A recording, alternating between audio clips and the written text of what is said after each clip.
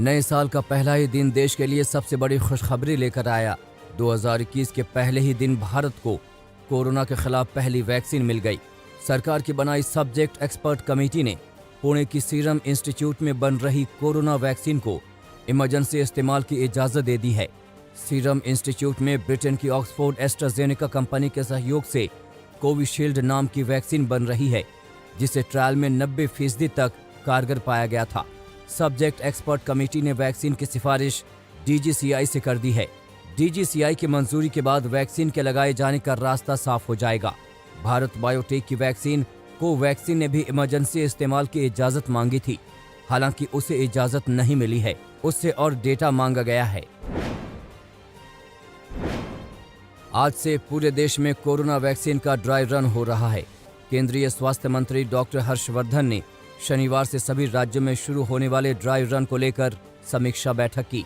इसके लिए टीम का गठन कर दिया गया है। शनिवार को दिल्ली में 3 जगहों पर वैक्सीन का ड्राई रन होगा। इसके लिए साउथ वेस्ट जिले में द्वारका के वेंकटेश्वर हॉस्पिटल को चुना गया है, जबकि सेंट्रल डिस्ट्रिक्ट में दरियागंज डिस्पेंसरी को चुना गया है। वहीं शाहदरा जिले में दिलशाद गार्डन के गुरु तेग बहादुर हॉस्पिटल में ड्राई रन होना है। बताया जा रहा है कि तीनों सेंटर्स के medical officer incharge 25 health care workers की पहचान करेंगे, जिन्हें पहले चरण में टीका लगाया जाएगा। दिल्ली में होने वाले ड्राई रन में केंद्रीय स्वास्थ्य मंत्री डॉक्टर हर्षवर्धन भी शामिल होने वाले हैं। कोरोना वायरस का कहर अभी भी पूरी तरह थमा भी नहीं था कि इस वायरस के नए रूप ने मुश्किलें बढ़ा दी हैं। ब्रिटेन, साउथ अफ्रीका और मिडिल ईस्ट के बाद भारत में भी कोरोना वायरस का नया स्ट्रेन पैर पसारता हुआ दिख रहा है। इस बीच कोरोना वायरस के नए स्ट्रेन से 9 और लोग संक्रमित मिले हैं। इसी के साथ ही कुल संक्रमितों का आंकड़ा 29 तक पहुंच गया है। यानी ब्रिटेन से लौटे 29 यात्रियों में अब तक कोरोना वायरस का नया स्ट्रेन पाया गया है। किसान आंदोलन 38वें दिन भी जारी है। कड़ाके की सर्दी के बीच भी किसान दिल्ली के अलग अलग बॉर्डर पर डटे हैं। दोपहर 12:30 बजे संयुक्त किसान मोर्चा प्रेस कॉन्फ्रेंस करेगा। छठे दौर की बातचीत में विवाद के 2 मुद्दों पर सहमति बन गई थी। अब पूरे समाधान के लिए 4 जनवरी को 7वें दौर की बैठक तय की गई है। किसानों ने बातचीत से पहले बैठक की। प्रदर्शनकारी किसानों के साथ अगले दौर की बातचीत को लेकर केंद्रीय कृषि मंत्री नरेंद्र सिंह तोमर ने बेहतर नतीजा निकालने की उम्मीद जताई है। उन्होंने कहा कि सरकार 4 जनवरी को किसान संगठनों के साथ होने वाली बैठक में सकारात्मक नतीजे की उम्मीद कर रही है। मगर जब उनसे पूछा गया कि क्या 7वें दौर की वार्ता अंतिम होगी, इस सवाल पर उन्होंने कहा कि वो ज्योतिषी नहीं है। पश्चिम बंगाल में शुभेंदु अधिकारी के बाद उनके भाई सौमेंदु अधिकारी ने शुक्रवार को बीजेपी का दामन थाम लिया। सौमेंदु को कुछ दिन पहले पूर्वी मिदनापुर में कोताई नगर पालिका के अध्यक्ष पद से हटा दिया गया था। शुभेंदु अधिकारी ने ही सौमेंदु को बीजेपी में शामिल कराया है। तृणमूल कांग्रेस छोड़कर बीजेपी में शामिल हुए शुभेंदु अधिकारी लगातार ममता बनर्जी पर निशाना साध रहे हैं। वहीं वो लगातार वकालत कर रहे हैं कि बंगाल को प्रधानमंत्री नरेंद्र मोदी के हाथों में सौंपना होगा। उनका कहना है कि जब तक कोलकाता और दिल्ली दोनों में एक ही पार्टी सत्ता में नहीं होगी, तब तक बंगाल आर्थिक रूप से विकसित नहीं होगा। प्रधानमंत्री नरेंद्र मोदी आज सुबह 11 बजे IIM संबलपुर के स्थायी कैंपस की आधारशिला रखेंगे। पीएम मोदी इस कार्यक्रम से वीडियो कॉन्फ्रेंसिंग के जरिए जुड़ेंगे। उन्होंने ट्वीट कर कहा है कि मैं छात्र दोस्तों और स्टार्टअप चलाने वालों से अपील करता हूं कि वो इस कार्यक्रम से जुड़ें। भारत को देश की तरक्की में IIM के योगदानों पर गर्व है। उत्तर प्रदेश के मुख्यमंत्री योगी आदित्यनाथ आज से 2 दिनों के गोरखपुर दौरे पर जाएंगे। इस दौरान वो नए साल पर गोरखपुर को कई योजनाओं का तोहफा देंगे। सीएम योगी सुबह 11:30 बजे कोविड की बैठक के बाद गोरखपुर के लिए रवाना होंगे। आज वो गोरखपुर में ही ठहरेंगे और कल लखनऊ वापस लौटेंगे। नए साल के मौके पर पाकिस्तान अपनी हरकतों से बाज नहीं आया। नए साल के पहले ही दिन पाकिस्तानी सेना ने जम्मू कश्मीर के नौशेरा सेक्टर में नियंत्रण रेखा पर संघर्ष विराम का उल्लंघन कर दिया। पाकिस्तान की तरफ से बिना उकसावे की फायरिंग में एक भारतीय जवान शहीद हो गया। नायब सूबेदार रविंदर गंभीर रूप से घायल हो गए और बाद में उन्होंने दम तोड़ दिया। भारतीय जवानों ने दुश्मन की फायरिंग का मुंहतोड़ जवाब दिया। सेना की तरफ से जारी बयान में कहा गया है कि नायब सूबेदार रविंदर एक बहादुर, बहुत ही प्रेरित करने वाले और एक ईमानदार सैनिक थे। उनके सर्वोच्च बलिदान और कर्तव्य के प्रति समर्पण के लिए राष्ट्र हमेशा उनका ऋणी रहेगा।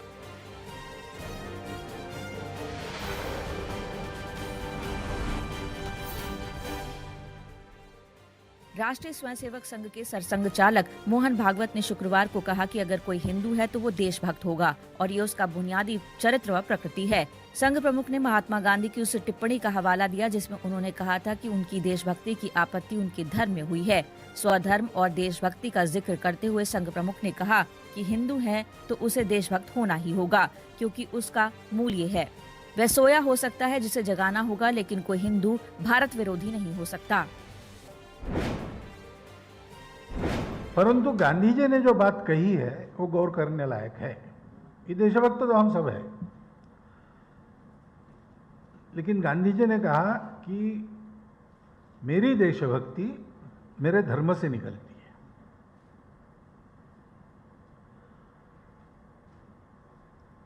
तो हिंदू पेट्रियट, यानी हिंदू है तो पेट्रियट होना ही पड़ेगा उसको, वो मूल में उसके प्रकृति में वो है।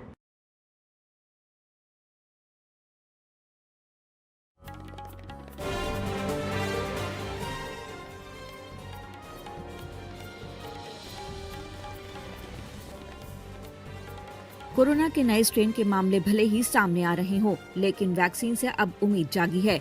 ड्राई रन की कामयाबी के बाद वैक्सीनेशन शुरू हो सकता है। भारत जैसे विशाल देश में हर व्यक्ति तक वैक्सीन पहुंचाना और उन्हें इसे लगाने के लिए तैयार करना सबसे बड़ी चुनौती है। इस चुनौती को परखने के लिए ड्राई रन हो रहा है।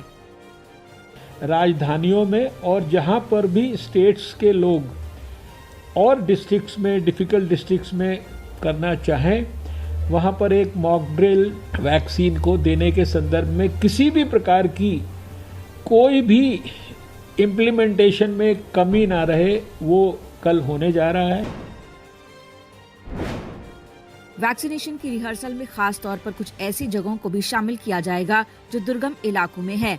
इससे वैक्सीन की आवाजाही की तैयारियों को परखने का मौका भी मिलेगा। ड्राई रन के दौरान असली वैक्सीन की जगह किसी दूसरी दवा या खाली शीशी को ठीक उसी तरह से ट्रांसपोर्ट करना होगा जैसे वैक्सीन की शीशियों को किया जाएगा। फिर उन दूसरी वैक्सीन या खाली शीशियों को अस्पताल में वैसे ही कोल्ड स्टोरेज में रखा जाएगा जैसे असली वैक्सीन को किया जाना है। ड्राई रन के दौरान वैक्सीन प्रोग्राम को ट्रैक करने के लिए तैयार की गई कोविन मोबाइल ऐप का भी ट्रायल होगा। वैक्सीन के ट्रांसपोर्टेशन से लेकर वैक्सीन लगाए जाने तक की सूचना को ऑनलाइन दर्ज करने के सिस्टम को भी परखा जाएगा।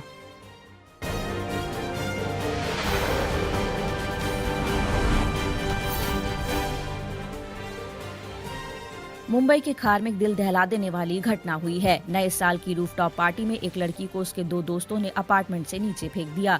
दोनों दोस्तों को अरेस्ट कर लिया गया है। वारदात से पहले लड़की और उसके दोस्तों के बीच झगड़ा हुआ था। इसके बाद लड़की को नीचे फेंक दिया गया। फेंकने से पहले लड़की से बुरी तरह मारपीट की गई।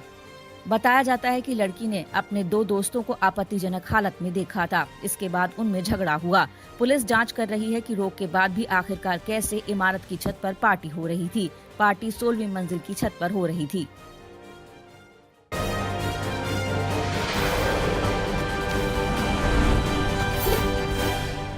बिहार के कैमूर जिले में भीषण सड़क हादसे में 5 लोगों की मौत हो गई। कुदरा थाना क्षेत्र के कैथिया के पास मैजिक गाड़ी और ट्रैक्टर में भिड़ंत से मैजिक के परखच्चे उड़ गए। गाड़ी में सवार 5 लोगों की घटनास्थल पर ही मौत हो गई। मौके पर पुलिस के देर से पहुंचने से स्थानीय लोगों का गुस्सा भड़क गया और सड़क जाम कर मुआवजा देने की मांग पर अड़ गए। 3 लोग मोहनिया के बघीनी के रहने वाले थे और 2 भभुआ के इटाढ़ी के निवासी थे।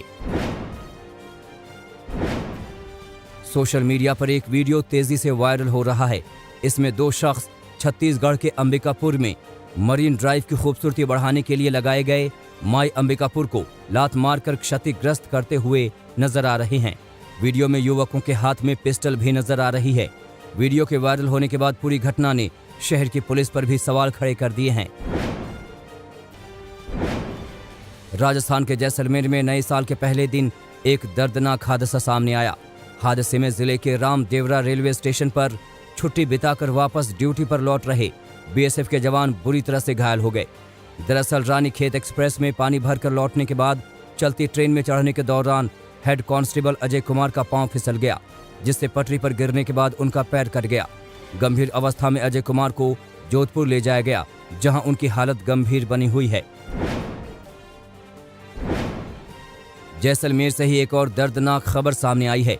एक हादसे में शहर के यूनियन चौराहे के पास मौजूद एक मोटर गैराज के बाहर खड़ी कार में आग लगने से एक अज्ञात दिव्यांग युवक की जलकर मौत हो गई। हादसे के बाद स्थानीय लोगों ने मौके पर पहुंचकर कोतवाली पुलिस को जानकारी दी। मृतक के शव को कार से बाहर निकालकर पुलिस ने तहकीकात शुरू कर दी है और मारे गए दिव्यांग शख्स की शिनाख्त की जा रही है। देवघर के जसीडीह थाना की पुलिस को बड़ी कामयाबी हाथ लगी है। पुलिस ने चोरी हुए आभूषण के साथ 5 लोगों को गिरफ्तार किया है। पुलिस ने इनके पास से एक कार भी बरामद की है।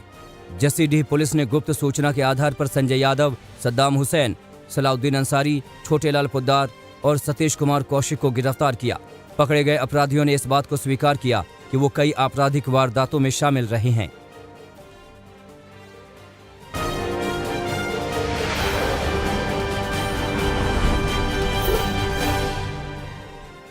राजस्थान के बाड़मेर में कार बेचने के नाम पर ठगी करने वाले आरोपी की गिरफ्तारी की गई है। 50% कम रेट पर गाड़ी दिलाने के नाम पर बाड़मेर के दर्जनों लोगों से ठगी की गई थी। स्पेशल सेल ने कर्नाटक से आरोपी निजामुद्दीन को गिरफ्तार किया है, जिस पर 21 लाख रुपए ठगने का आरोप है। खुलासा हुआ है कि आरोपी निजामुद्दीन लोगों को पुरानी गाड़ियों को बेहद सस्ती रेट में दिलाने का झांसा देता था और एडवांस में पैसे लेकर फरार हो जाता था।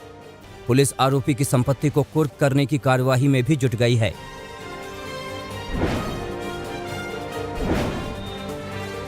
उत्तर प्रदेश के बुलंदशहर के खुर्जा की रहने वाली एक 25 साल की लड़की ने अपने पड़ोस के लड़के पर 6 महीने का रेप का आरोप लगाया है। युवती का आरोप है कि आरोपी शादी का झांसा देकर उसका शारीरिक शोषण कर रहा था। पीड़िता की तहरीर पर आरोपी के खिलाफ बलात्कार का मुकदमा दर्ज कर पुलिस ने कार्रवाई शुरू कर दी है।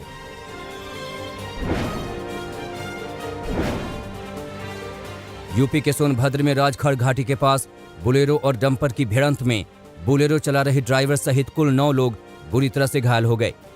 नए साल पर सभी पिकनिक मनाने और घूमने निकले थे कि तभी हाईवे पर सड़क निर्माण के काम में लगे डंपर से आमने सामने की भिड़ंत हो गई। 5 घायलों की गंभीर स्थिति को देखते हुए डॉक्टरों ने उन्हें जिला अस्पताल रॉबर्ट्सगंज के लिए रेफर कर दिया है।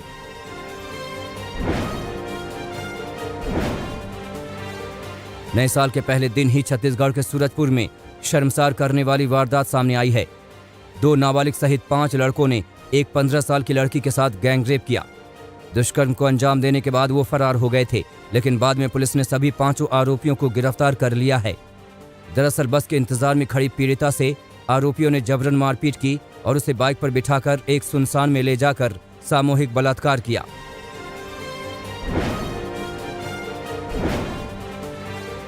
मुंबई की क्राइम ब्रांच यूनिट ने जाल बिछाकर एक युवक को हथियारों के साथ गिरफ्तार किया है।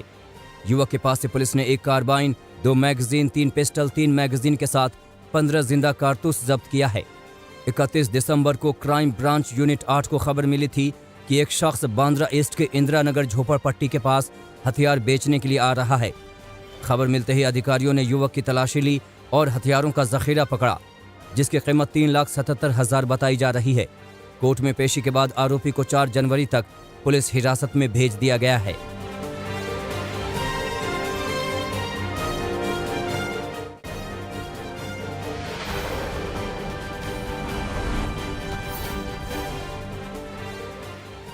देश को आज भी कड़ाके की ठंड से निजात नहीं मिल पाई है। राजधानी में शीतलहर चल रही है और जिंदगी दुश्वार हो चली है। फिलहाल दिल्ली वालों को कड़ाके की ठंड से निजात मिलने की कम उम्मीद है। पहाड़ी इलाकों में लगातार हो रही बर्फबारी का असर सीधे तौर पर मैदानी इलाकों में नजर आ रहा है, खासकर उन इलाकों में जहां पिछले कई सालों का रिकॉर्ड टूट गया है। पारा 1.1 डिग्री तक पहुंच गया। खासकर के बात करें दिल्ली की, यहां पर शीतलहर का प्रकोप जारी है।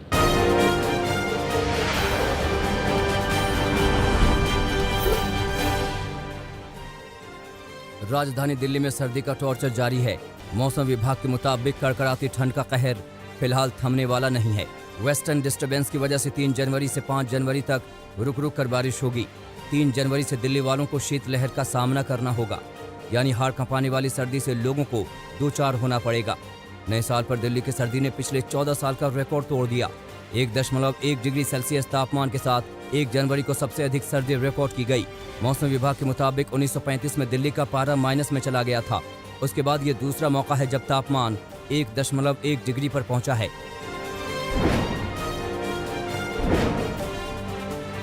मैदानी इलाकों में सर्दी का कहर जारी है तो पहाड़ों पर सफेद बर्फ की चादर बिछी हुई है। हिमाचल प्रदेश की मंडी जिले में सब कुछ बर्फ से ढक गया है। घर आंगन से लेकर सड़क तक हर तरफ बर्फ ही बर्फ नजर आ रही है। भारी बर्फबारी की वजह से जनजीवन बुरी तरह से अस्त व्यस्त हो गया है। हालांकि पर्यटक इस बर्फबारी का जमकर मजा ले रहे हैं। नए साल के जश्न के लिए लोगों ने पहाड़ों का रुख किया है। नए साल के जश्न में सैलानी ढोल नगाड़ों की थाप पर नाचते हुए नजर आए।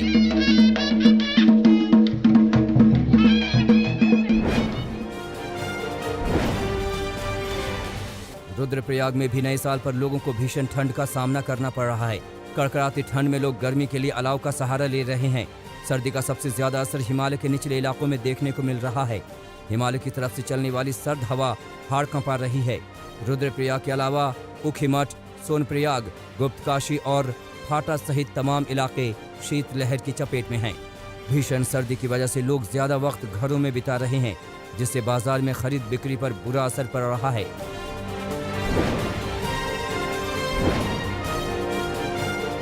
उत्तराखंड के उधम सिंह नगर में ठंड जमकर कहर ढा रही है।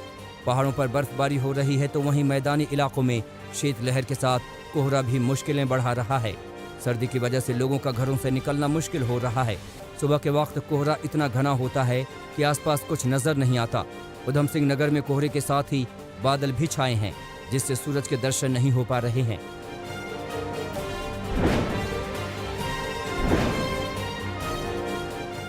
टिहरी में भी हाड़ कंपाने वाली सर्दी की वजह से जनजीवन अस्त व्यस्त हो गया है।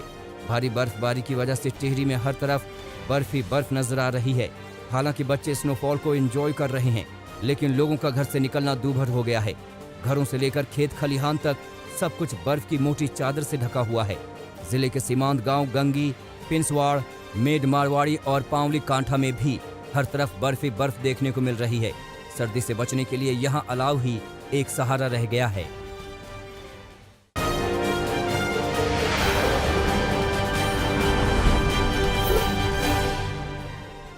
ऑस्ट्रेलिया में साल के पहले दिन नई पाबंदियां लगी। कई राज्यों के बॉर्डर सील हो गए। पाबंदियों के चलते लोग घरों में रहने को मजबूर हो गए हैं।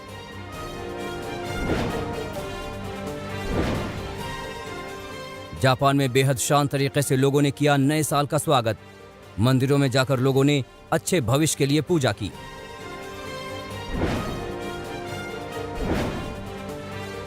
मैक्सिको में फीका रहा नए साल का जश्न। कोरोना के बढ़ते मामलों के चलते सभी समारोह रद्द किए गए।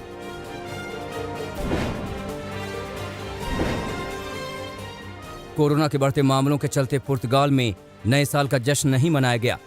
रेस्टोरेंट बार को आधी रात के बाद बंद कर दिया गया। रात 11 बजे के बाद लोगों को घर से बाहर निकलने पर भी पाबंदी थी।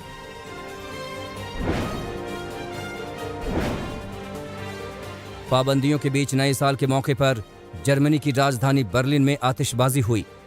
लॉकडाउन होने की वजह से लोगों ने घरों से आतिशबाजी का मजा लिया। सड़कों पर आने पर पाबंदी थी।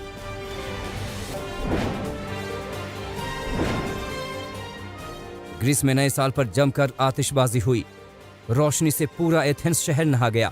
कोरोना के चलते लोगों को सड़कों पर आने की इजाजत नहीं थी। पूरे ग्रीस में रात का कर्फ्यू लगा था।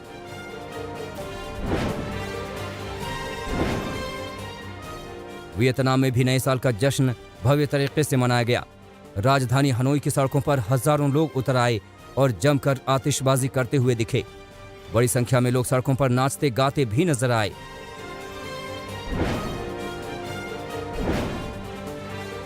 ब्राजील में लोगों ने शानदार तरीके से नए साल का जश्न मनाया। राजधानी रियो डी जेनेरियो में जमकर आतिशबाजी हुई। नए साल के मौके पर लोगों ने समुद्री तटों का रुख किया।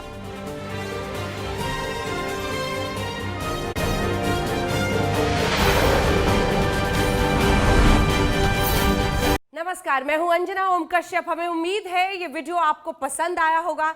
लेटेस्ट खबरों के लिए यूं ही देखते रहिए आज तक और इस वीडियो के पसंद आने पर लाइक, शेयर एंड सब्सक्राइब करना ना भूलें।